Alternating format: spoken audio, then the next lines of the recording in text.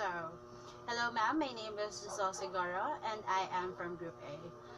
My topic would be under the meta language in Module 3 of Unit Learning A, the behavioral finance and the hindsight bias. So now let's discuss behavioral finance and its importance. So behavioral finance, it considers how various psychological traits affect how individuals or groups act as investors, financial analysts, and portfolio managers. Or behavioral finance is a study on the influence of psychology on the behavior of the investors or any financial analysts.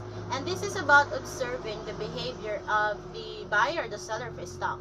And in simple terms, behavioral finance, it is about how people typically behave when it comes to making a decision on financial matter.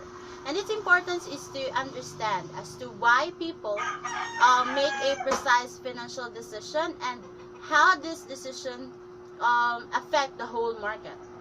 And it could also be a help or a tool. It could also help to avoid emotional driven speculation that could lead to financial losses on the investor's point of view. And thus, behavioral finance could be also a tool in the wealth management strategy. So now let's just go to the hindsight bias. So hindsight bias, it is a tendency after an event for an individual to believe that he or she predicts it.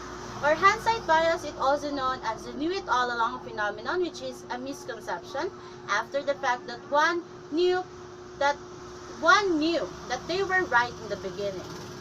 So hindsight bias, it is an assumption that someone has a special talent in predicting an outcome before it happens, and it is also a common failure in the individual investors. So for example is that many people now claims that the technology bubble way back in 1990s and 2000s were very obvious. So this is a clear example of a hindsight bias, since if the formation of the bubble had been really obvious at that time, it wouldn't have escalated and eventually burst. So for investors and other participants of the financial world, hindsight bias is a cause of one of the most potentially dangerous mindset an investors can have, which could lead to overconfidence. Overconfidence, in this case, it refers to the investors' unfounded belief that they are superior in stock picking ability, or they have a superior stock picking abilities. And I guess that would be all about my report, ma'am, and I hope you had a good day. Thank you so much.